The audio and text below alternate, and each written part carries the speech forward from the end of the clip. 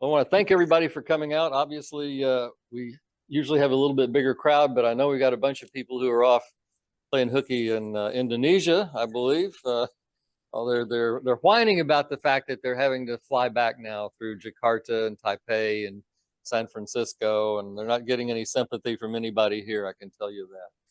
So it's going to be kind of a long show tonight, folks. I apologize because we actually have some work to do here, some business. It's getting towards the end of the year, and I found that I have certain responsibilities I'm supposed to be doing. Standing up here and looking good, but I guess it's more than that. But we'll get to that in a bit.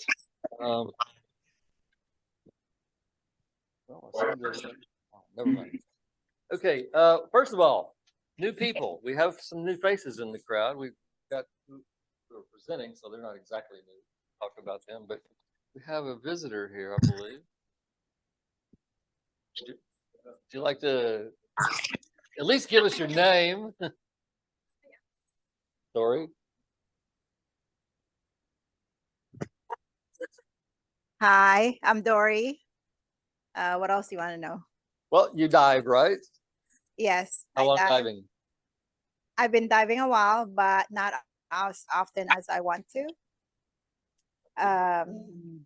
Last dive I did was Cozumel. Okay. And that was 2 years ago. I usually go every October. That's my birthday. But this year I did not go anywhere. But the one previous to that, I was in Roatan, Anthony Skis Resort.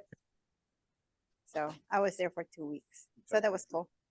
I took lots of pictures. You were the right group. Yeah. Awesome. Right. Thank you.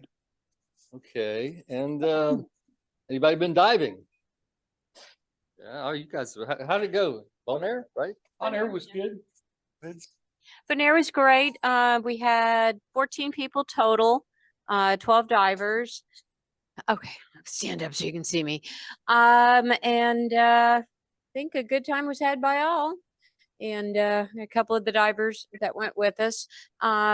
We've got all the info to do a trip for next year, but Jim and I are not going to be able to head it up. So if anybody wants to take on the responsibility as trip leader, we will work you through it all. Hey, I'm trying to see you. Okay. And most importantly, I guess the club did end up in the black on this. Is that correct? Oh yeah. And I just sent rebates out to everybody, so we broke even, which is what we're supposed to do. Actually, with the commission structure and the rebate we got, everybody went about 16% off of rack rate. So it's a nice little discount. And so the checks are already out. So yeah, we had a good time. Everybody went a little cheaper than if you'd have gone by yourself. Very good. Okay, Craig and I went to Analau. Have you forgotten? We just went there. We just got back. We're a little jet lagged still. Of course, darling. Like I forget everything else. So anyway, we went back to the Buceo Analau Beach and Dive Resort, which a group of 7 of us went to last year. And so we went back. And it was fabulous as usual. You know, it's a really, really well-run resort, wouldn't you say? Yeah, very laid back. It's not bad if you like to climb stairs too. Yeah. So we stayed in the same low room that we stayed in before. We asked for it in particular, so we wouldn't get into the Martin situation where he only came from his room once a day, and that was it. But anyway, that was good. And another thing about Buceo is that Mike Gruder in the Huff raffle this past April won the trip to Buceo, and unfortunately he's not going to be able to use it. So he sent me there to ask Dave Santos, the manager, if he would be willing to let us extend it and resell it for the HUP 2024? And he said yes. Wow. So anyway, we're going to be able to get extra money on this by selling it again. So that's Coolest thing was, well, we dove with this young woman who is a performer in Cirque du Soleil. Huh. Yes. And really, cool. really new to diving and you know, was really, really into it. Really so nice to see a young person so bubbly and really getting excited about all the little creatures, you know, that are out there. So yeah. Okay, okay. I didn't say that. No problems.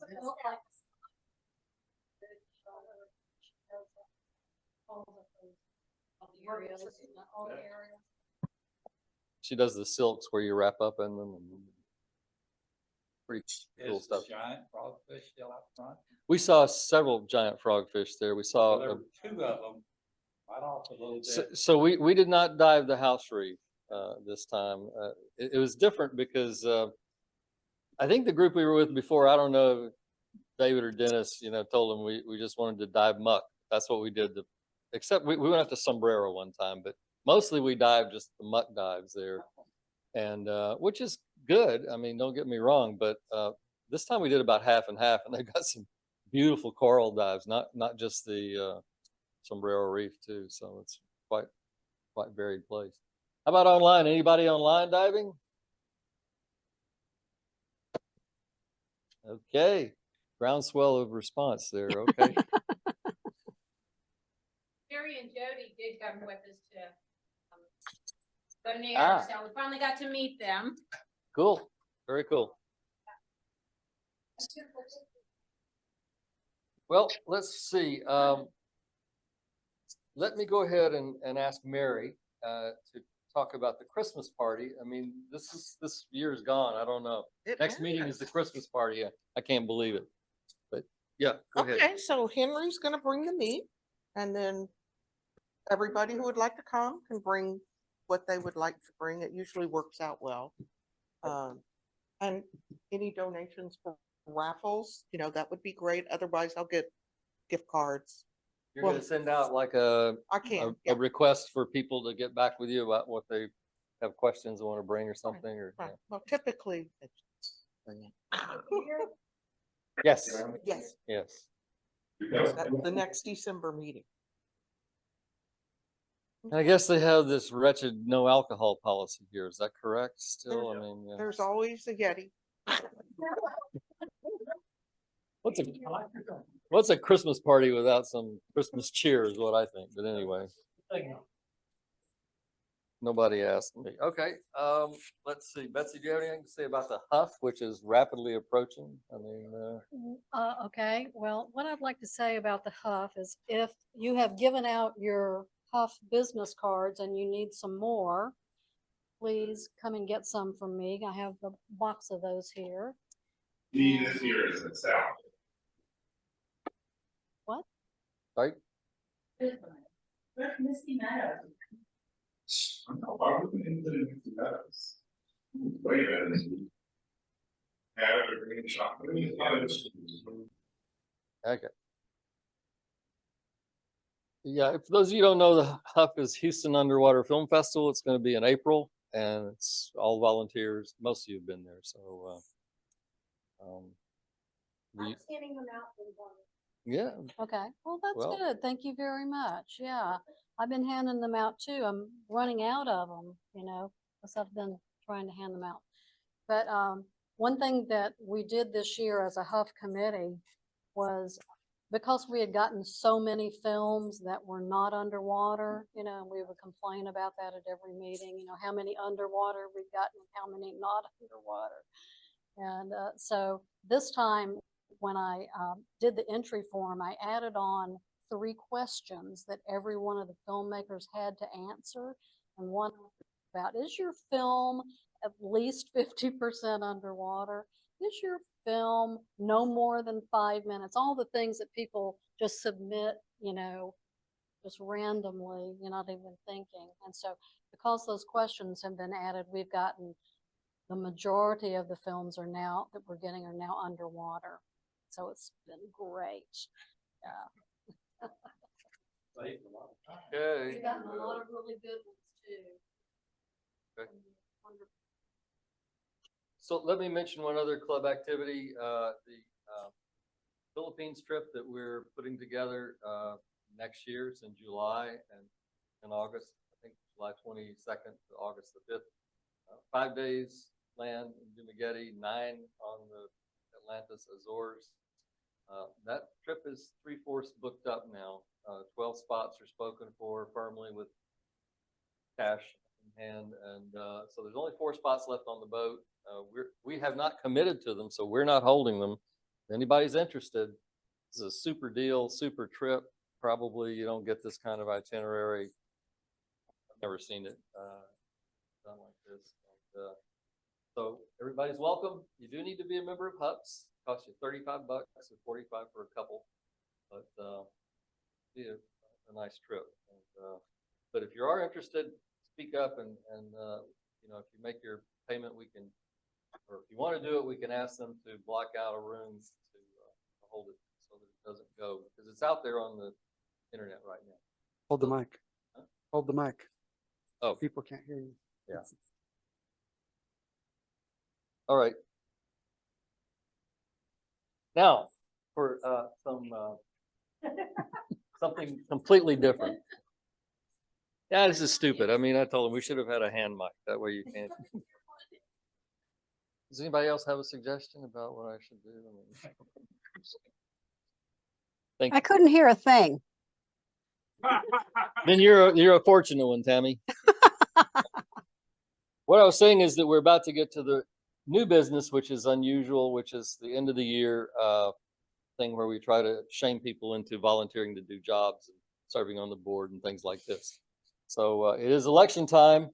I'm going to go out on a limb here and say that all the current officers are willing to serve because nobody has sent me an email saying I'm out. So that means by default that they're in. But no, it's not allowed. You've only done it 1 year. But we do encourage everybody. I'm joking, of course. I mean, anybody that wants to do one of the jobs, just please, you know, let us know that you have a desire to, you know, get involved. And whoever's doing it, I'm sure will be glad to share the responsibilities or even step aside. Totally. There's also the board of directors. This one is not something that this is really just for information.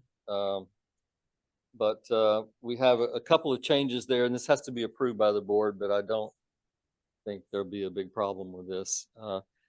Jim Mincy's decided to, you know, come out of hiding and go back and serve on the board. Only because I want to go to the happy hour after. There you go. I put that in there on purpose. I knew it would attract like bees to the honey, right? And also Joe Holden has agreed to come back and be a webmaster for a little while. He, you know, professes not to want to do the job permanently, but we'll see about that. And I've also asked him to be on the board, and he said he would. So that's the main changes, and that'll go to the next board of directors meeting, which will be on the 18th of this month. And so any of you that have issues that you'd like to have come before the board, please send it to me. And please let me remind all the people that owe me things like, well, I won't embarrass people, but reports for your areas of responsibility for the board. Please get it to me soon so that I can get it out to the board members, because they don't like to read stuff anyway. And so I don't want to give them an excuse. Okay. The final thing on business like that is another thing that's a yearly deal, which is does require your attention and your vote, which is for Member of the Year award. And this is done in sort of an arcane way.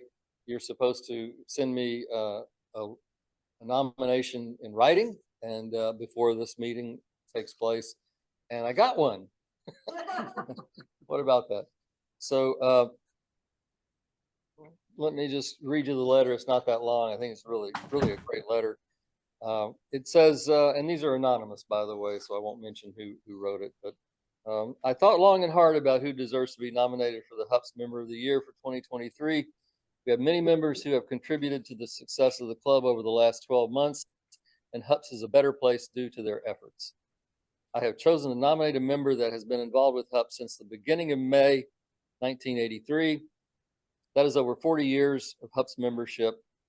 During these 40 years, this member has been a dedicated volunteer, taking on numerous significant roles. Positions held include member of the HUPS board for 29 years, historian for 17 years. There's a clue for you. President 5 terms, HUPS representative for the TGCC for 35 years. Chairman of the Member of the Year Award Development Project in 1991, chairman of HUPS Lifetime Achievement Award Development 2007, and many more contributions that would take too long to list. In addition to all this they've done for HUPS, the nominee has been active in the Houston dive community in other ways. He served on the Flower Gardens National Marine Sanctuary Advisory Council for over 10 years. He served as an officer of the Texas Gulf Coast Council of Dive Clubs for years, helping to administer their scholarship program. Recently, he's headed up the development and founding of AQUA, which stands for the American Charitable Water Sports Activities Foundation, as a public charity to raise money for scholarships, water sports safety, coastal marine research, and conservation. There's no doubt that HUPS and the Gulf Coast area dive community have been positively impacted by this individual. And if you haven't figured it out already, I'd like to nominate Frank Gurk for the Member of the Year for 2023. Frank is always working hard behind the scenes, getting things done, and we should recognize him for his efforts. Okay, that's the nomination, and I got your tape. No, this is not an automatic thing. You have to actually vote all the members who are any. Let me just ask: is there anyone opposed to giving Frank the award? No. I saw a finger over there, but I don't take that as a vote. Okay, so it's unanimous then, and so we'll give that to Frank when the time is right.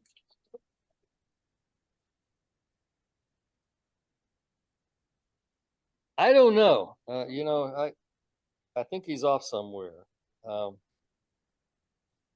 Yeah, well- he just left last weekend. Antarctica and somewhere in South America. That's right. Yeah. Okay. Yes, sir. I don't know how many of you guys know Bob and Margie Strait. Bob and Margie Strait, but Margie died last Wednesday. She Yeah. had interstitial pulmonary fibrosis, and it got her real quick. I had asked Bob to let me know if there was going to be a memorial service, and he sent me a text just yesterday or day before yesterday. It said, looks like we'll have the memorial service at Archway Gallery. That's a photo and picture gallery, Durham, I think, on December It's the 11th. artists. Yeah, artistic gallery. On December 11th from 2 to 5. If you need to do something in her memory, a donation to the food bank at Erie Baptist Church in Erie, Colorado would be appreciated. All I've got. Thank you. Russell, if you'll send me that, then I'll email it to all the members.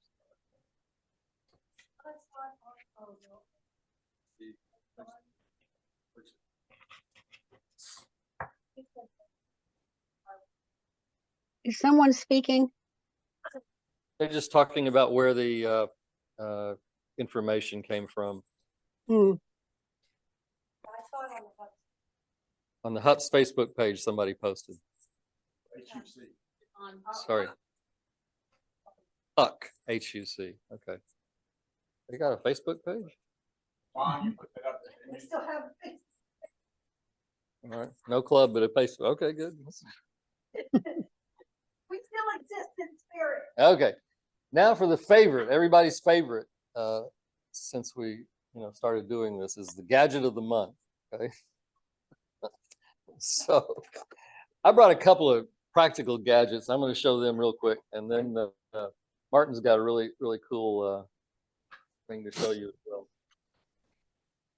So this is just kind of to illustrate how you can waste time walking around Home Depot and find some really cool stuff.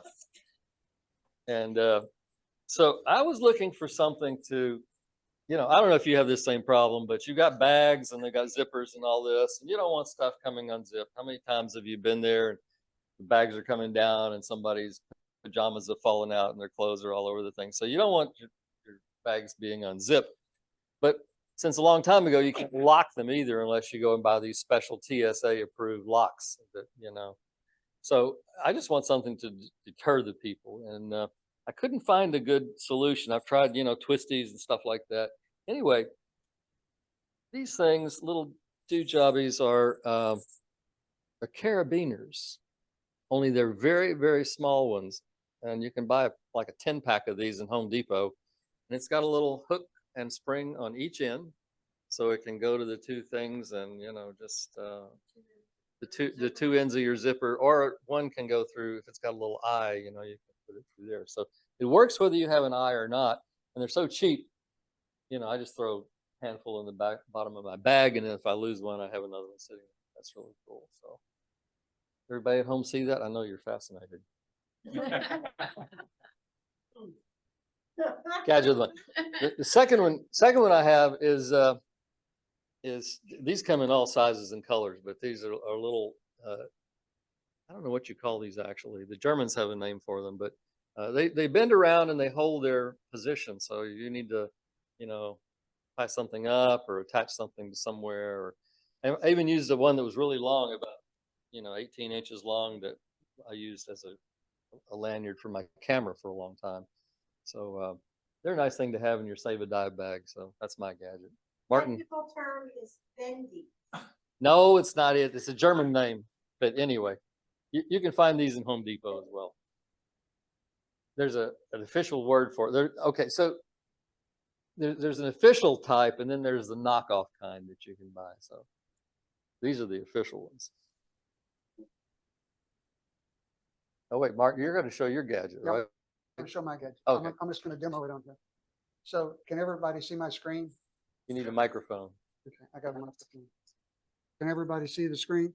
So what I'm gonna show you is, it's just a neat little capability that a lot of people may not be aware of. If you have Google on your computer or your phone, there's this little camera looking thing over here to the side. And if you click on that, that does a search by image.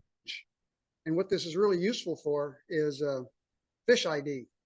If you got a picture of a fish and you don't know what it is, and your dive guide's not there handy, or you just have some pictures and you don't know what they are, you click this little button and it says, what thing do you want to get a picture of? And you can, let me see if I can find a photo here somewhere. You can just grab a photo and let's see, I'll just grab one out of the latest contest. Okay, there, you just drag it and drop it in there. It works a lot easier on a phone. But what it lets you do now is, okay, now I know what that thing is. That thing is a dwarf hawkfish. And you can compare it to all, it tries to find online something that looks the most like that thing. And it does a match to the photo. And so you can look at it and you can go find Wikipedia, you can find all about them. You can look at all of these different things and just find the one that looks the most like it. And say, okay, that must be what it is. And you can say, well, it's not this one. It's not this one. It must be that one. Because it's just, and it's just like any other search. The better picture you have, the better result. And if you can get it just around the photo of what you're trying to do. I tried one of the contest photos this time had like a person and a fish in the same thing. And if you don't zero in on the fish, it says diver, it shows you pictures of divers. So you got to be pretty specific about what do you want to try. Yeah, I had that. I was in one and it kept saying Brad Pitt, so. Okay, so anyway, you can use this for all kinds of stuff. You can use it to find items you want to buy or check out what plant is that or whatever. But Fish ID is great with this kind of tool. Magic of AI, it's creeping into Yeah. life everywhere. So, okay. Well, I think maybe it's time to move on. Anybody online have any smart ass remarks they want to make, or Okay. Well, so let's go on. We have a thick program tonight, a dense program, a lot of stuff to get to. I'm not going to read the entire bio that I have for you guys because I hear Dennis has a film to introduce Well, you. we can do either. The film is 9 minutes, which depends on timing. We can just post that and you post the video, or we can. Why don't we just go ahead and run the film? I think we'll get through it. But, well, if there's anything left out of the film, I'll say. No, I was going to say.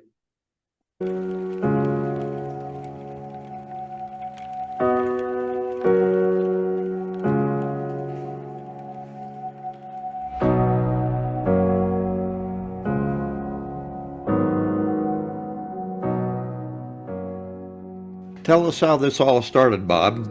Where did you grow up? I grew up in Los Angeles, the west side of Los Angeles. So I grew up going to the beach and enjoying Southern California. As a self-confessed dive junkie, I'm curious, what inspired you to get a medical degree? So I thought you wanted short answers, so we need to not ask that question. No, Okay. actually, it's really quite fascinating because I am a diver first. Becoming a doctor was just because it was the highest level of diving certification I could find at the time. I had become a dive instructor. I had been working at a hyperbaric chamber. I hit so many glass ceilings that it was time to just throw in the towel and go to medical school. I saw the picture of you and Cristine when you were on the dive boat. It looks like you were both in dry suits at the time. So I met Cristine scuba diving. I was teaching an advanced scuba class in West Los Angeles, the Pacific School of Scuba. She had just come back from San Diego where she was in college and moving back to LA where she was starting a new job with LAPD in the crime lab. And she wanted to take an advanced scuba class herself. And of all the gin joints in all of Los Angeles, she lived in Glendale, she passed many and chose Pacific School of Scuba. All of the students that I was working with wanted to continue the advanced dry suit class that we were in. So we continued that outside of this dive shop and continued to be very good friends. We got to the point where friendship wasn't enough and the rest is history. Our whole life we've shared diving together. For our 20th anniversary, we dove every wreck we could find from Key Largo to Key West. For our 50th birthdays, we went and slung doubles and dove the caverns at Vortex Springs. And this summer, we'll be celebrating our 25th wedding anniversary, hopefully somewhere diving.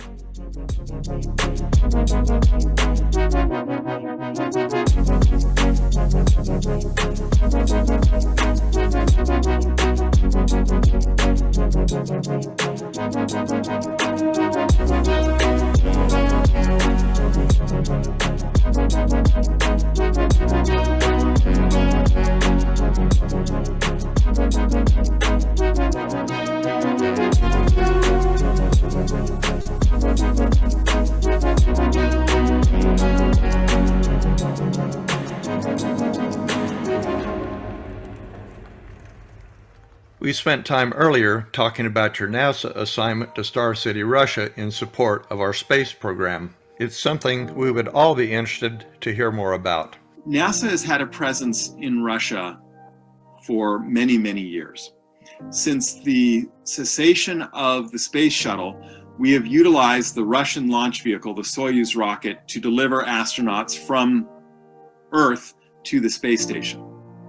We send our astronauts to Moscow and Star City, a small town 45 minutes outside of Moscow, to train on the Russian portion of the space station, as well as the Russian launch vehicles. As long as we have our astronauts in dangerous situations or potentially hazardous situations, we will have our physicians monitoring them to make sure they're safe. I have worked as the town doc in Star City, Russia, 2 times now for NASA, and I will be going back again this summer, but this time to Moscow to serve our portion of the NASA population in Moscow. In my experience, people that love to dive also have fascinating lives of adventure. You've been to Nepal and experienced seeing and wondering at the roof of the world.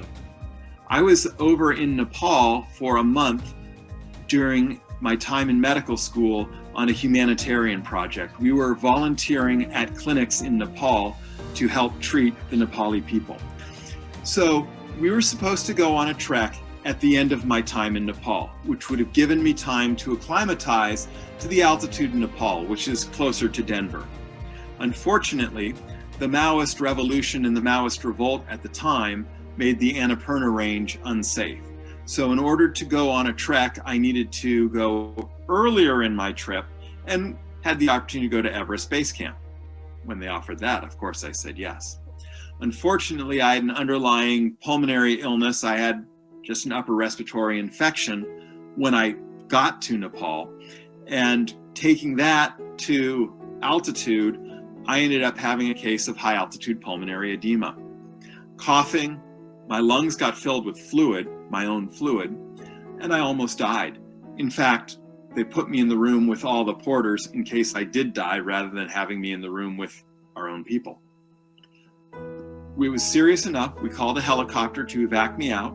By the time they had cleared my Dan insurance, and I highly recommend Dan insurance because it would have paid for this, it was too late to launch. Because the mountains are higher than a helicopter can fly, they have to fly by line of sight. So they had to wait till the next morning to launch. Fortunately, that night, my body started to acclimatize, and overnight I peed out 6 liters of fluid. Next morning, I woke up feeling much better. We discussed it as a group, agreed to let me stay on the trek. We had an acclimatization day that day, and I was just able to get better and better each day. So I made it to Everest Base Camp at 17.6 and even the peak of Kalapatar at 18.5. Had a great trek and then came back safely. It's probably that point where we should talk about your work at NASA and the Neutral Buoyancy Lab. I oversee a staff of 10 hyperbaric technicians and aerospace physiology technicians, where we oversee any time we put a human into an alternobaric environment. I do research support. So here I am as a research subject, and this is my own research that I've done looking at fluid shifts in humans, trying to understand immersion pulmonary edema better, both as the lead researcher, but also as a subject. And in this picture, this is me again as a subject in a hypobaric chamber where I was looking at medical interventions to improve performance when hypoxic. This was extracted from a film featuring Dr. Sanders. It applies to all divers. In the May-June 2018 issue of Underwater magazine, Dr. Robert Sanders co-authored an article entitled ADCI Medical Changes in Review, Don't Fear the Framingham. Dr. Sanders was gracious enough to host ADCI TV at NASA's Neutral Buoyancy Lab near Houston, Texas, to discuss the inclusion of the Framingham Risk Score as part of the medical screening of divers. I man a team of 10 personnel, so we have myself and 10 hyperbaric technicians and aerospace physiology technicians that staff a hyperbaric chamber here 24/7, 365. Heart disease is the leading killer of Americans each year. The same trend is true in divers. This may be due to the intense physical demands of diving, which can unmask underlying heart disease. These guidelines recommend that beginning at age 35, all divers undergo an assessment of their risk for developing heart disease using the Framingham Risk Score. The changes to the ADCI guidelines are geared toward keeping our divers safe as they enter the water. Using the FRS and the findings of the NBL, we are better able to identify and mitigate potential risk. If we can reduce the risk of cardiovascular events such as heart attack or sudden cardiac arrest, then we can extend a diver's career and improve their health. This is all great, but the true measure of a man is his willingness to get down and dirty with family and friends.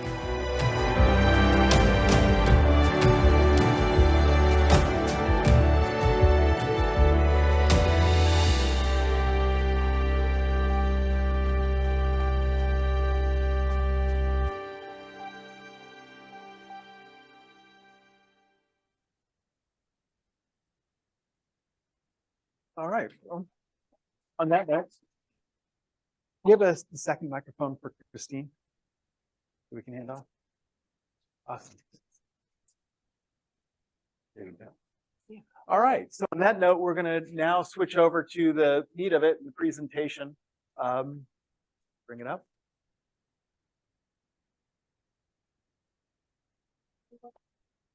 I would say no, because a lot of the photos, being that it's a cave, are darker photos. So I don't think you really need to see my ugly mug, although if you had a spotlight for Cristine, you'd probably enjoy that. So what we're going to talk to you about tonight is cave diving. And not just, it's not necessarily about extreme or craziness. It's just about us and why we cave dive, some of the safety and risks and health. So if we go to the next slide, just a brief outline over what we're going to talk about tonight. My wife, Cristine, and I are just going to switch back and forth and talk about a little bit about cave diving and introduce you to it, some of the equipment, some of the environments, and some of the safety things that we would use to enjoy what is one of the most photogenic, photographic environments that there is underwater. Next slide.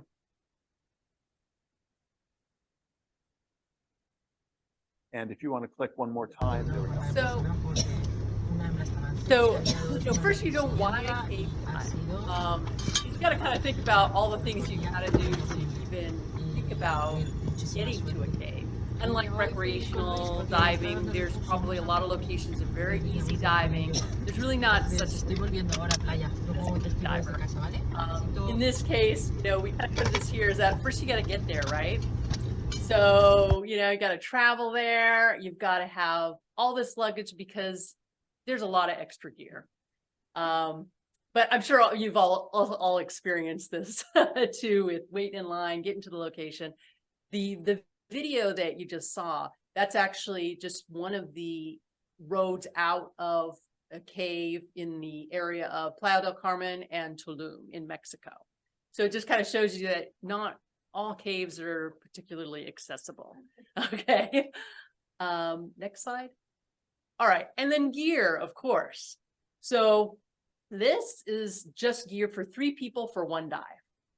And so there's also an investment involved. You're going to have, specialized gear. You're going to have redundant gear, a lot of stuff like that. And you've got to haul this all around. So we're like, oh, geez, we've got to do all these things just to get to think about, before getting into the water. Next slide. Okay. And another thing is location again.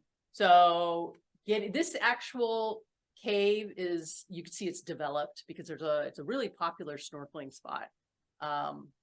Where you walk down these steep stairs and you go in. This particular day was really nice. We didn't have a lot of snorkelers there, but in this case, click the next slide. Yeah. So in this case, over on the right, you see this kind of, light, and this is at the top. This is how we get our gear down. We actually have to hoist it down because those stairs are way too slippery to get all that heavy gear down. So there's a logistical issue of just, okay, you have to plan and things getting your gear down and such. Next slide. And this is very typical in that Playa del Carmen, Tulum area.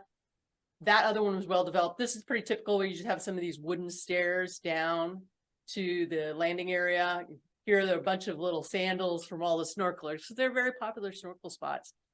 And on the left where I'm standing, these are tanks probably for 3 people? Yes. Yeah, tanks for 3 people. We're starting to set up, bring our gear down and such.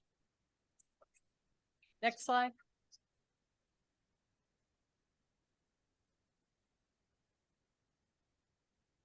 Sorry, we're just seeing if we can drag the toolbar out of the so that you can pictures. see a little bit more. Yeah. Yeah. Drag it over here. Yeah. Oh. So you start wondering like, oh, wow, this is a lot of work. First of all, just to get to your location and get your gear there. But it's all worth it. When we get to the next slide. Will it go all the way up to the top then, maybe? Maybe not. Okay. So much for. Yeah. Do you know which location this is in particular? Yeah, this is Sakak'tun, and this is called the Pet Cemetery. So this is the entry to what was the first slide that we saw. Okay, I think you went advanced too far. Yeah, so, go back. Yeah. All right, that's gonna be there. Okay. So why do we cave dive? To see the wonders of what you can, I mean, this is pretty amazing. This is, some people think, hey, this is just a regular dry cave. No, this is underwater. This used to be a dry cave. And so this is the typical of that whole Tulum, Playa del Carmen area, where you have these caves that were formed 10,000, 15,000 years ago. And as sea levels rose, they are now flooded. So all these formations had to be formed in an air cave. Now it's flooded. So you can just see this is just amazing. And this is one of the reasons why you're just like, wow, this is worth it. There are other things that you can also see beside the kind of geology. There are some life that might appear, some unique species of fish maybe that have adapted to a dark environment. They might not have eyes. I think you were talking about there's some isopods. I don't know if you saw isopods. Yeah, there's little isopods. If you imagine a flea that's about an inch long, these invertebrates that live down there, you'll see some crustaceans like crawfish, little lobsters. And then the most fascinating to me is that cave fish. It's an all white and albino fish with no eyes and no response to light. So if you shine your light, it doesn't change its behavior either. That like the fish in the market,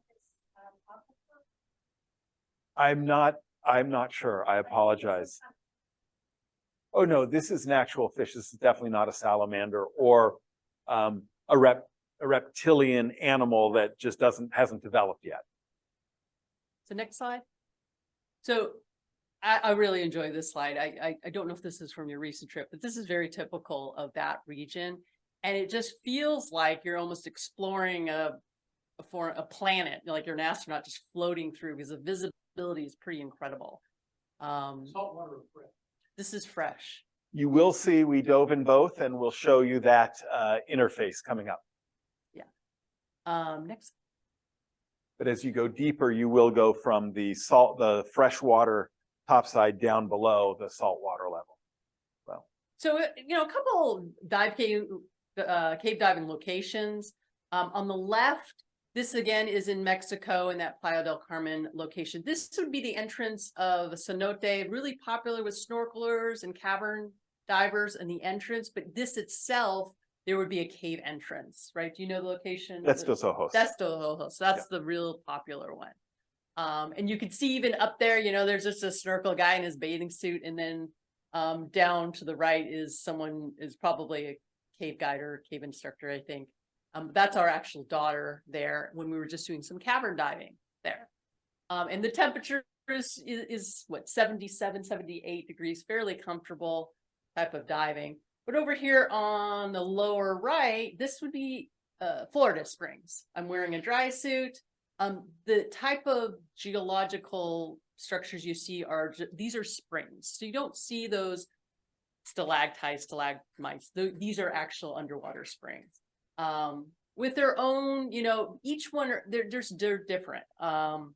Springs, you probably have a little more issues with flow, things like that. And of course, cold, where it's now you're talking about that it's going to be 68. Yeah, 68 degrees. I could also wear a wetsuit, a thick wetsuit, and I've done that also in the springs. And then on the top, Bob can talk about that location. So this is a cave, also a cave formed by erosion, limestone cave, and the water coming through due to spring-fed flows caused erosion. This is actually a cave in the Ural region of Russia. When I was serving in Moscow, as we alluded to in the video, I had a chance to do some cave diving with the team out there. Here, though, the water is 40 degrees, so even colder, and dry gloves, dry hoods, dry everything to dive there. But again, just an incredible beauty, but a very different formation than the erosion that's happening in the caves in Florida. So that can vary. None of these dives were decompression dives, so they're all shallower dives. I would go down to about 30 meters, so about to 100 feet in Perm, Russia. In the springs in Florida, they tend to be deeper dives there, 60, 80 feet as your max. One of the beauties of diving in the cenotes, again, that was due to the water level rising rather than erosion. So those dives are shallower dives. We might hit 60 feet max, and the vast majority of our dives would average 20 to 30 feet. So You can do nice long dives in the warmer environments of Florida.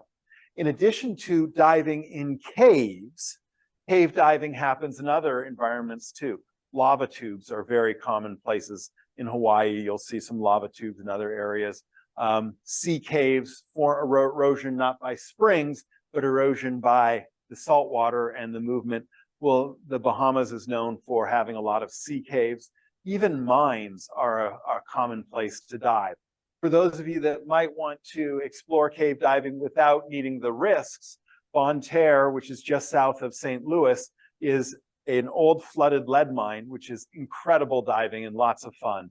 And they do tourism for even open water recreational divers and great photographic opportunities there.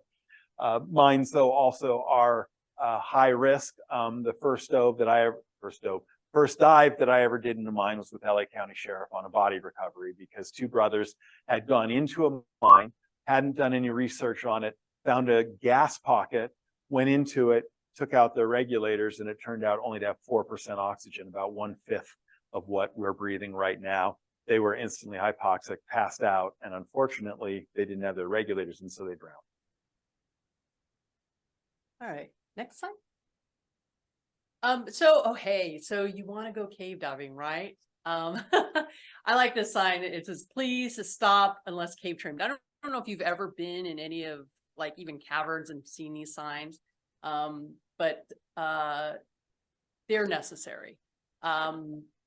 I have to tell you that the reason why I initially wanted to start training to be a cave diver really wasn't initially that whole, this cave and this exploratory thing. That actually wasn't on my mind initially. I had been diving for many, many years, and wreck diving was something that I really, really enjoyed. We did a lot of wreck diving, and, did some penetration with wreck diving. And the whole idea for me initially was to get cave trained so that I could be a better wreck diver. Now that's kind of evolved, because then I started seeing these amazing type of caves that over here on the right. But I just wanted to kind of let you know that was originally, I just wanted to become a better diver all around. And so that's how I started this journey. You want to go to the next slide? So the training is really important. Now, while there's just a few basic rules to stay alive with cave diving, there's some rules to live by. One is, by all means, having training. Training, there's multiple levels. Cavern diving, which is where you never leave the daylight zone. You go into an overhead environment, but you can always see your way out. Then intro to caves. So you stay on a single line. You don't venture off that line, and you don't go further than 1,000 feet into a cave.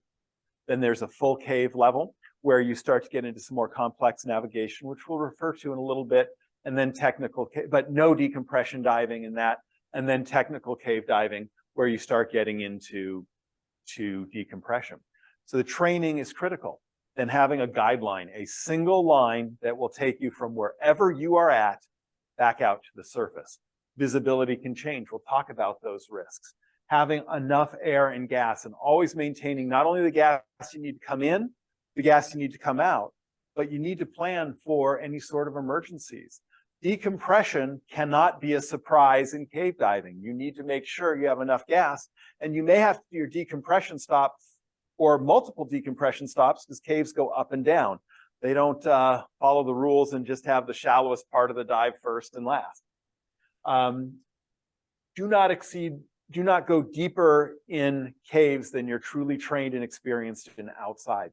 In fact, as they've done a lot, and these 5 rules come from review of multiple accidents, and depth has been a big factor. People trying to go deeper in caves than they've ever gone outside, and nitrogen narcosis can become so severe it can lead to blackout and actually passing out in depth. And there have been multiple deaths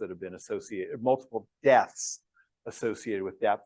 And then last, carrying enough lights, not only your primary light, and having a primary light that will last long enough for your plan to dive, both in and out and contingency, but then having multiple backup lights. Something as simple as your light burning out, which will happen at some point in anyone's diving career, has led to death. So having 5 simple rules and applying that to cave diving training. There's only been 1 fatality listed that wasn't due to human error. Only 1 fatality due to environmental cause, due to an environmental event. All other the cave diving fatalities can be pointed at some sort of human error or human related event. Next slide. The training can get crazy. It's a lot of gear. You can see this is, unfortunately, we're not getting quite the view of the dive shop that we trained at because of the bar going right across.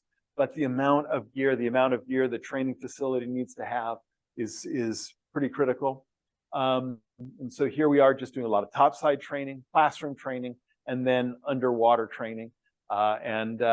Even in that particular picture, I was taking the picture, you can see the student making one very gross error, taking his hand off the line, but we're practicing on what happens when you have free flowing gas. And so the regulator, the instructor, the student is blinded, and then the instructor will at some point just start blowing bubbles under his face. So he experiences what a free flow would feel like and then needs to manage it. Next slide. So you're starting to venture in. We said the need for that one line going all the way out. And the reason is, if you just look at these caves, this is a shot from Perm, Russia. Beautiful site, but now do you take the top side or the lower one? And how do you get out if you have the two ends? Picture like this down in Mexico.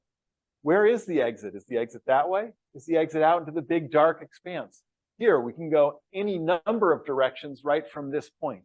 So obviously we need that way out, and that's why they're teaching about lines. And if we'll go to the next slide, Cristine will talk to you about some of the lines.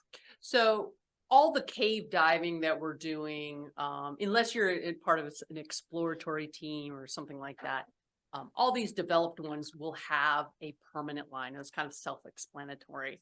A permanent line that goes into the cave. Now, it says gold or permanent, and we use these two different terms because this term is used differently depending on where you dive.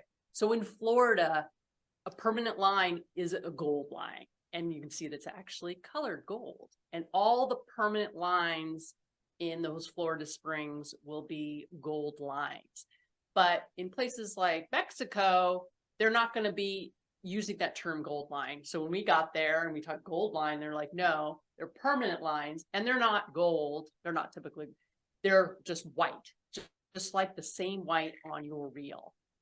And that was kind of like a first, like, well, I realized this nomenclature and the way people actually cave dived on different locations, there is some differences. Next slide. So the regional differences is really quite fascinating as we get into it, even down to the way they mark things. But basic cave diving, that intro to cave that we talked about, where you stay on the single line, pretty straightforward. But as you start to explore caves, those of you that are topside spelunkers, you know, there can be a lot of branches off. And maybe you don't want to go only on that one line. Maybe you want to go to another line that's further in. So we'll have what we call gaps or jumps. So you'll be going from one line, and again, the line that we're on, the main line, the permanent line, you can see right here, that he's putting a marker on it because he's going to take a line to a jump over to this other line that you're seeing. And it's not uncommon to want to do that as you get into more cave diving, more exploration of the same cave. Again, wanting to have a permanent line, even though you can see this is literally 3 feet away. I could stretch out and have my fin touching this line and my hand touching that line. You never know what's going to happen, losing lights, losing visibility. So you want to have that continuous line. So if we go to the next slide, we're actually tying off from where we started to that line that we want to hook to. And then we're going to use a marker of some sort that we can not only see, but that you can tell is your marker. They call them cave cookies, just by feel. Because again, when you're coming back blinded, is this your reel or was this someone else's reel? Is this going to show you the way out or is this someone else's way in? So it's very important that whatever marker you use, you have identified and changed. This one's shape, he's cut off the edges and then puts his little cable tie on there. That was our instructor. You'll see our cookies, of course, being the little nerd I am, the NASA nerd. We'll show you pictures of our cookies. Again, you can feel it. It's very different. Next slide. Quick question, are Yeah. there locations where you're going to come upon somebody else's reel or maybe 2 reels or 3 reels? Yes, then we'll have a picture of that too. Okay.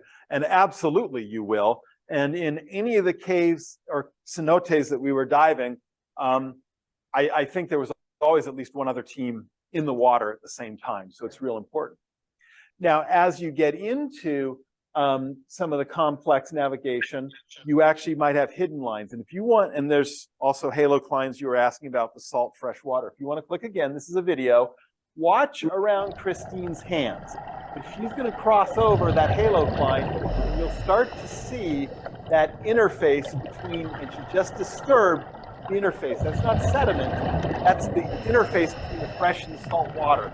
And you'll watch that come across. Certain areas, there might be very sensitive environments, very beautiful, a lot of soda straws, a lot of stalactites. So they don't want that jump to be a short jump. So they'll hide the line. We're making a jump that is longer than this room here before you'll see the start of the next line, because they don't want divers who aren't as well trained or as environmentally sensitive go into that area. So they'll hide those lines. And so we'll have hidden lines, but then you're also having to go through the haloclines to get there.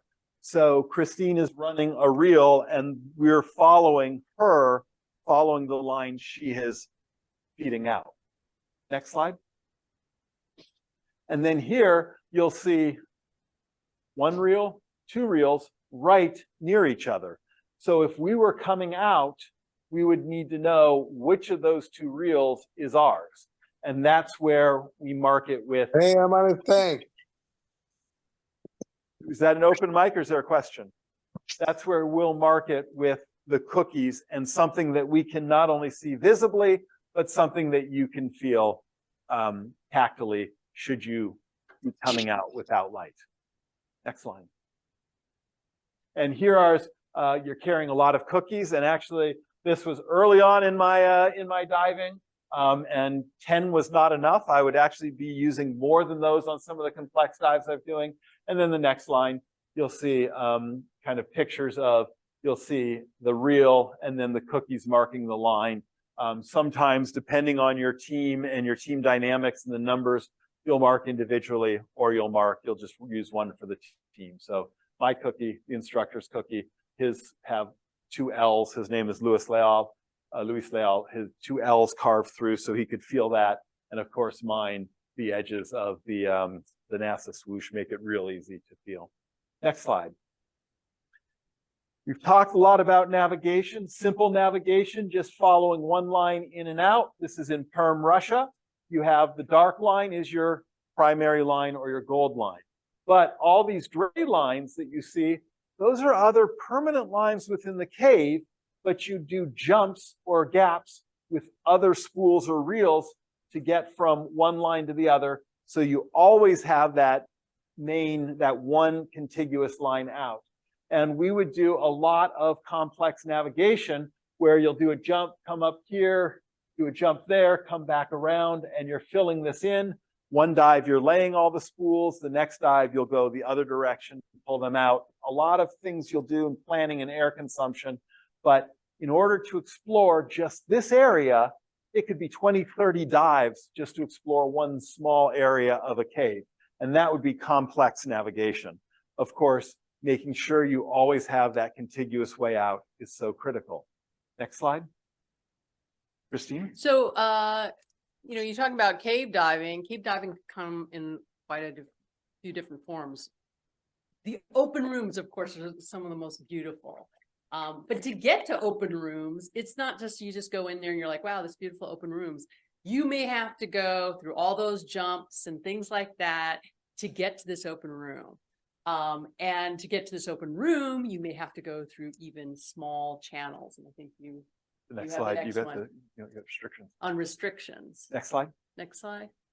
So yeah, so restrictions, you have to get through here. And you also have to be aware of the environment in terms of you want to preserve the environment. So you can see even here with all the stalactites, this is a permanent line that's going through here. And this is the area that divers are supposed to go through.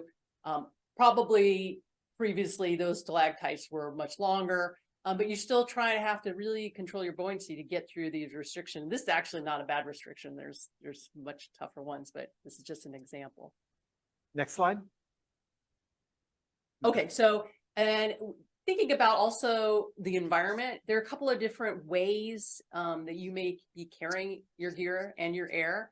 In this case, it's a back mount. This is kind of the more traditional ways that you're used to having your air on the back. They would always be doubles.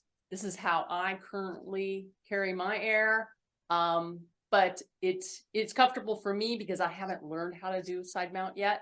But it also has some disadvantages, and you can kind of see the disadvantages if you talk about side mount. So one of the first disadvantages is obviously you have all this hardware right behind your head, but also we've spent, well, for me, 55 years of my life learning where my back is, learning the size of my body. You strap all that gear on, it makes it very hard to know exactly where your back is. So to be environmentally protective, it's a little bit easier with, next slide, going to a side mount. Furthermore, side mount allows you to carry one tank at a time. So I will say I see a lot of gray hair in the room with me, which is great because I now sport some gray hair in my life. So carrying 2 tanks up and down stairs is very challenging. When you go to side mount, you can carry one at a time. In addition, you have nothing behind you, so you get to know your body in space. Your tanks are literally right beside you, so they're not much wider than your own shoulders outside your body. Plus, you're bringing your tanks down to your center of mass. You all know what neutral buoyancy is, but you still have a riding moment when you're carrying your weights and your tank. There's one position your body wants to be in. When you start to bring those tanks down to your center of mass, and when you put them beside you, you can now achieve honest to goodness multi-axis neutral buoyancy.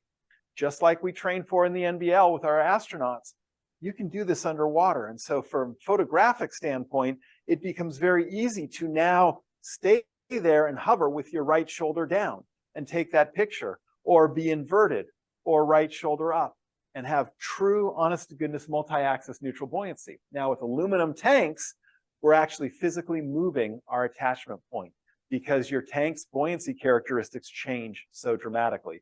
Steel tanks, a little bit easier with side mount. You can flip them off and just run with it. Aluminum tanks, we need to compensate for the buoyancy changes during the tank. You don't want that tank all of a sudden starting heavy and being negative, and by the end of the dive, floating up behind you, being butt light. And the side mount allows us to do that. Next, yes. Do you find that you have steel tanks at your locale? So you want to answer that, or you want me to answer that? No, you can go ahead on the Mexico. In Mexico, you will not find steel tanks. I mean, they're starting to get there because there is an organization, Global Underwater Explorers, GUI, DIR doing it right. They are very, very, they teach a rhetoric about everyone dives everything the same way all the time. Everyone needs to be in dry suits. You start in back mount, and you have to do many, many back mount dives before they will allow you to advance to side mount. I don't practice GUI. I believe that there are wrong answers, but there's many right answers. Because of the strength of GUI, especially down in the cave diving community, Mexico is starting to bring in steel tanks, but historically it's all aluminum, so we just adjust for that. Florida, however, you won't find aluminum tanks to rent in the cave regions, in the spring regions. Everywhere you go, you'll see steel tanks.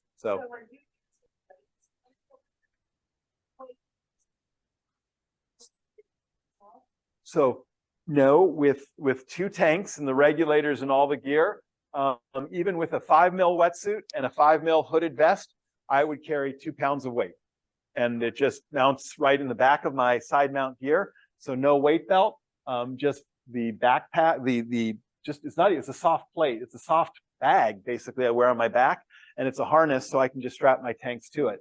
And with the 2 the 2 aluminum tanks, even at the end of the dive, you're finding yourself still having plenty of negative buoyancy, plenty of weight. We don't empty our tanks in cave diving like we do in recreational diving, because you want to have at least 1/3 of your gas for emergency procedures. Excellent. Next. So there's also, of course, a combination. This is me, I'm in back mount, but for this particular dive, I need more air than just 2 tanks. So I carry 1 side tank here. I will actually drop this tank at a certain part of the dive as planned, and I'll use some of it going in, and I'll have the rest of it also coming out if I need it. Next slide. And here we can go ahead and see the video. So click it again. You'll start to see some of the other advantages of side mount in getting through restrictions. Now, Cristine is an extremely skilled back mount diver, so she doesn't hit anything. This is the instructor though. But that's the instructor in side mount.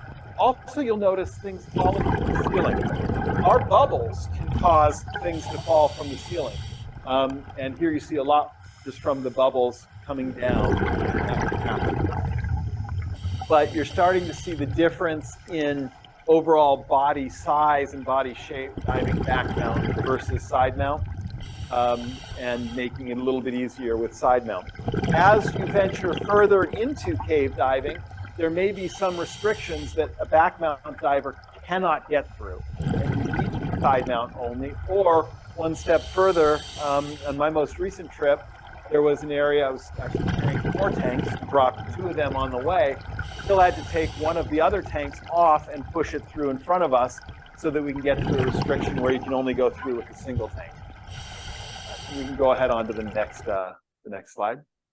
So here we are, we dropped off tanks, and kind of to answer your question about the buoyancy characteristics of the tank. While the tank is buoyant, it is not positively buoyant. Now, this was doing a long dive. We breathed down our stage bottle, our 3rd tank, get far in. When it's down to a third, when we've breathed down a third of the tank, we'll drop it off. Why carry that in if you don't need to, and you can decrease it? Now, remember, we had an instructor, my wife and I bet you can guess just by looking at the tanks who's breathing which tank. Right? Who breathed this one? Exactly. And this one? No, the instructor. Oh, wow. I'm impressed. No, that's Cristine and that's the instructor, but they're pretty darn close. Pretty darn close. Exactly. All right. And again, though, male, but he's been cave diving a long time. All right. So with cave diving, there are some risks. We want to talk about that because you need to approach this seriously. But there's really only one real risk in cave diving. And there's only one thing that there is no way around, and that's running out of air. So it's real important. And we talk about rules of thirds. And no more. You never breathe more than a third of your gas going in. But if it's a new cave, maybe you want to go to rule of fourths and give yourself more gas, 1/4 in, 1/4 out, and half of the gas for reserve or emergency. Or you're doing a decompression dive.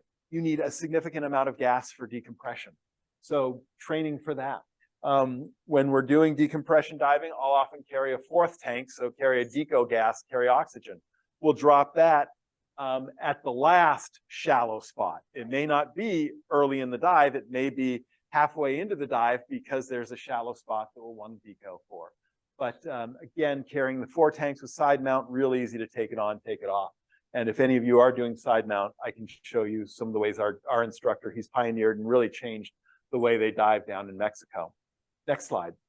So when you're doing your planning, your research, well, I'm sure you're talking with the folks that are accustomed to the cave and whatnot, but you're probably tracking the sack rate prior to. You absolutely know your sack rate, yes. You know what your base sack rate is, and then as surface air consumption, and think of it, you should really be thinking in terms of cubic feet per minute. I know a lot of organizations are going the quick and easy way and just saying PSI per minute, but then that doesn't translate from one tank to another. And that has led to fatalities too, where, you know, in recreational diving, she'll dive her shorty 72 and I'll dive my high pressure steel 100 so that I can come up with just as much air as she has. But is that really the case? But you wouldn't want to do that in cave diving, because if we're having the rule of thirds, she needs to have enough to get me out safely as well in case it's my gear that fails. Can we hold questions because yeah, Running along, okay. yeah. Great questions, but yeah, we need to go ahead and Well, we're getting pretty close to the end anyway, but let's go ahead and this is a video here. This is a video looking at diving right in the halo climb because the next risk is loss of visibility. Visibility can obviously be stirring it up, but if you look right here, it looks like almost an air-water interface. The videographer, she is under the halo climb, and I am diving above the halo climb with my hands down in it. And it's amazing. And then you can see just stirring it up right there. If you're following right behind me and at the same level, visibility can go down to 0. So always making sure you're within arm's reach of that line, always making sure you know where to go. Visibility can also go down to 0 with stirring up silt. Next slide. Also, there's the risk of getting lost. You come up to lines, and this is just an actual environment we saw when we were down in Mexico. You come in and you see 3 lines. So which way is your way out? The 2 arrows is the shortest way out, but that may not be the way you go out. And so we're following, we know where our cookies are, and so we put a marker on the line so you can feel your way out should you need to. Next slide. Okay, so this particular slide, I like this one. First, I want to ask you guys, how many decades old do you think this is just based on this? The gear. Yeah. Houston Underwater There- Photographic yeah. Society. Anything look familiar in that picture? What does that look like? A Nikonus 5, exactly. So This how is- many years yeah. old is an SP-101?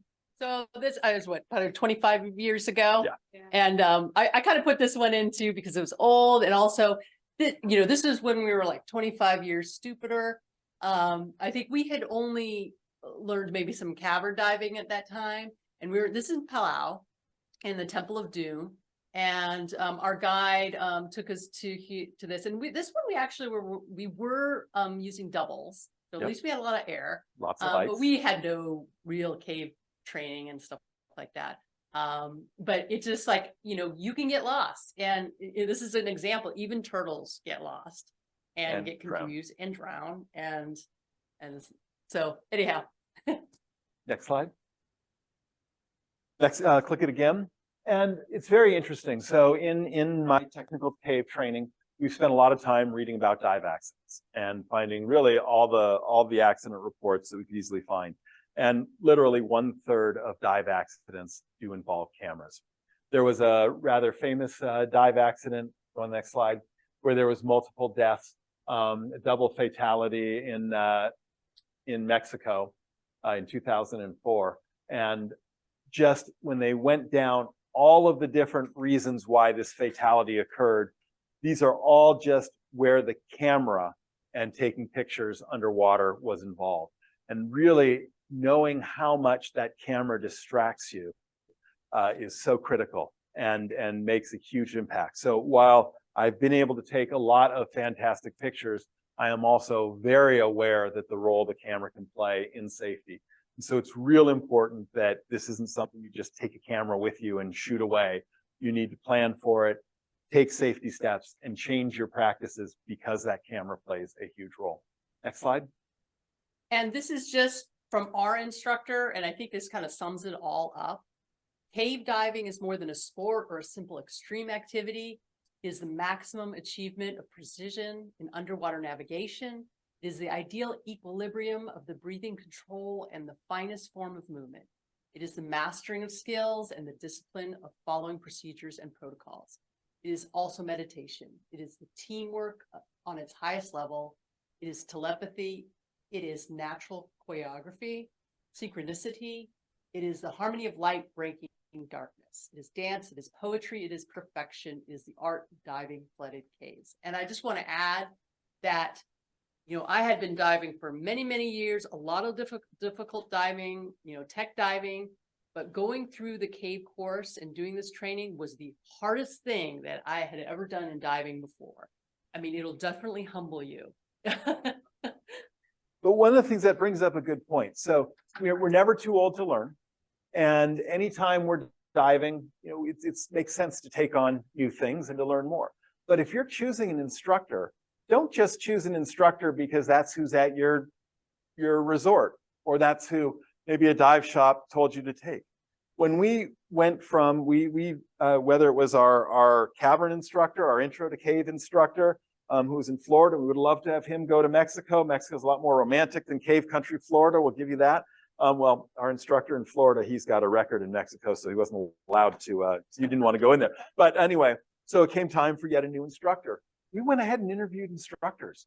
We got multiple recommendations and interviewed them. Some were taken aback by that, but anytime you're diving, it is a life-threatening event. So it makes sense to treat it like you would anything else. Let's interview.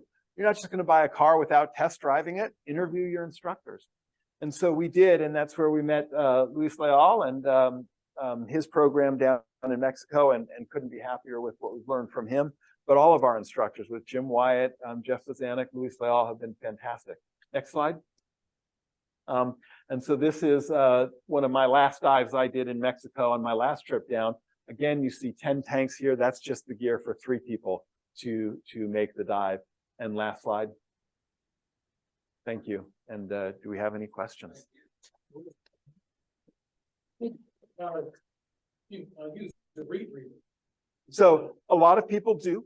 Rebreathers have their own risks and technology. So if you're carrying a rebreather, now you have to have enough gas to back up the rebreather. So as far as you go in, you have to carry the gas to get you out and the same amount of gas in reserve. So I am not at a point where I'm ready to trust my life to rebreathers. I've done a rebreather dive, but I am very content with open circuit, trusting the gear, the simplicity and all. But there are people that do a lot of rebreather diving in caves. And if you were to do the extreme dives that often lead to that can lead to fatalities and other problems, sure, but nitrox and open circuit works great. Christine, anything to add about rebreathers, your opinions? No. We just were diving with a guy in the Philippines. It's a lot of work. Yeah. He spent more time screwing with that thing than I'll tell you, I've been with a couple of rebreather divers, both in Mexico and in Ceiba, and you're right, they spend so much time. It had 40 kilos of the powder space for it. It's true. Yeah. Yeah, some people don't like travel. A lot of airlines don't like bringing soda lime on the aircraft. If I could make a suggestion, we're a little short on time. I'm not quite sure how much, but let's go ahead and run our video and photo contest. I see you have some show and tell up Yeah, here. that's at the end. If there's time, we can talk about it. Yeah. Time after we do that, because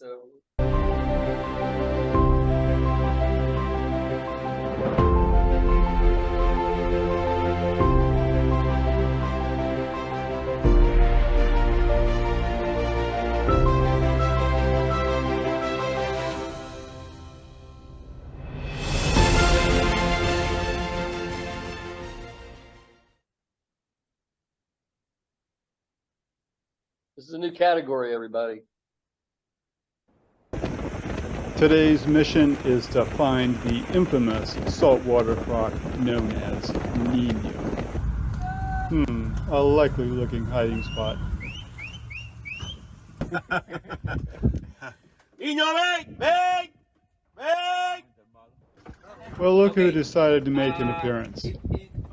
Snorkeling, anyone? People, for example, if Alex wants to take some pictures, please. Well, I guess I'm gonna have to do this thing. I hear he hasn't eaten anyone in a couple of weeks. Okay, let's be nice.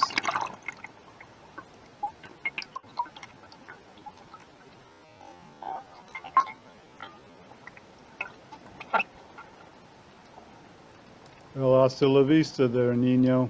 Till next time.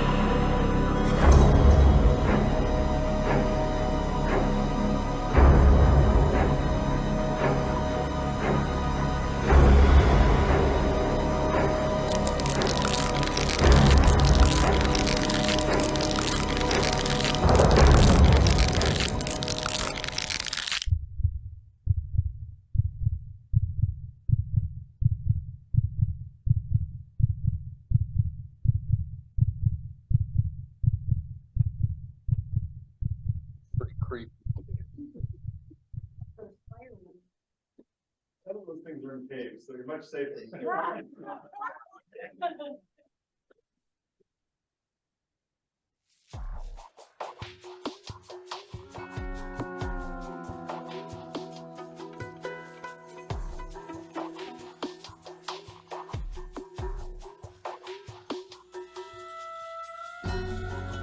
The Indonesian archipelago is a 1,500-mile-long string of islands that form a natural barrier to currents and tidal flows.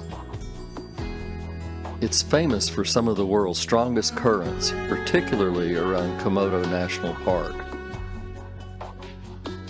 Kalamaya Canyon is a unique formation at the northern end of the Sape Strait between Komodo and Sumbawa. The narrow canyon splits the island, and because of the currents, it can only be dived safely a couple of days a month. Still, it was a bit of a scramble to get in the water and avoid the rocks. Even a good day is a little rough. Looking back out to the canyon entrance, it seems so calm and still. There's plenty of macro subjects, and a large jumble of boulders makes a perfect hiding place for sharks.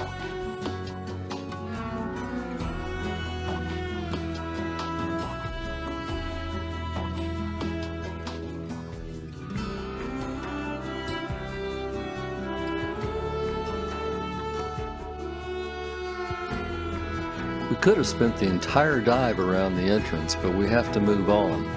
In 15 minutes, the current will be raging.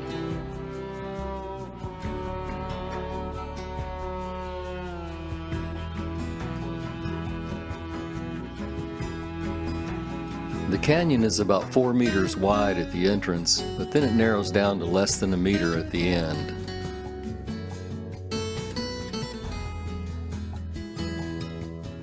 Sure enough, as we near the exit, we feel the surge begin to push and pull us back and forth before it finally spits us out at the end.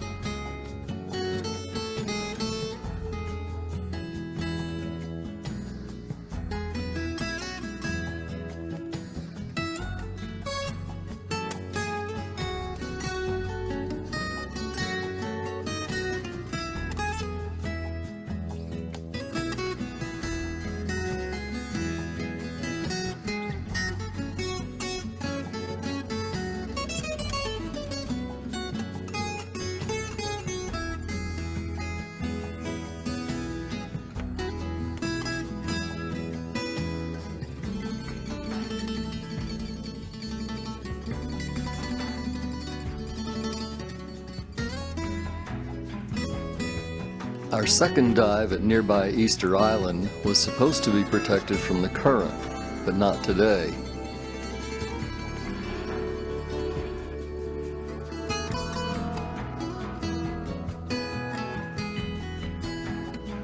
Usually there's not much reason to film when the current's like this. But this reef has large formations you can duck behind and get out of the current. It's amazing how still it can be. This peacock mantis shrimp seemed to be just waiting for somebody to come along.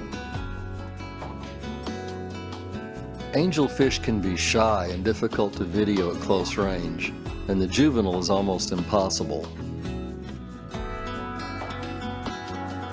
But they didn't want to leave their good spot and go out into the current, so they just hung around and let me film.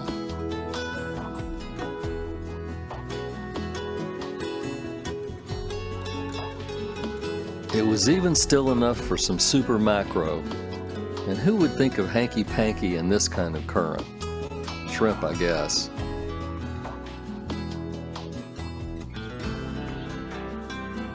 I could have done this for a long time, but my group is getting swept off the reef and out into the channel, and I don't want to miss my ride because the next stop is Australia.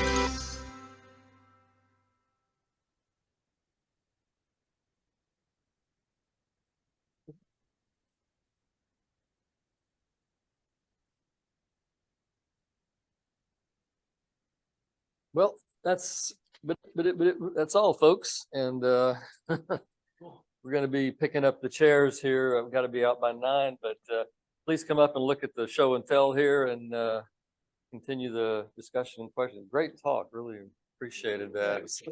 So many things I'd like to know now. Good to see you now. By the way, we did Bill Sohos in about 1993. You might tell everybody. The first time we went. Craig, you might tell them we're generating. Yeah, we will. Yeah, we were just going like every day. Yeah. What's the name of the place? La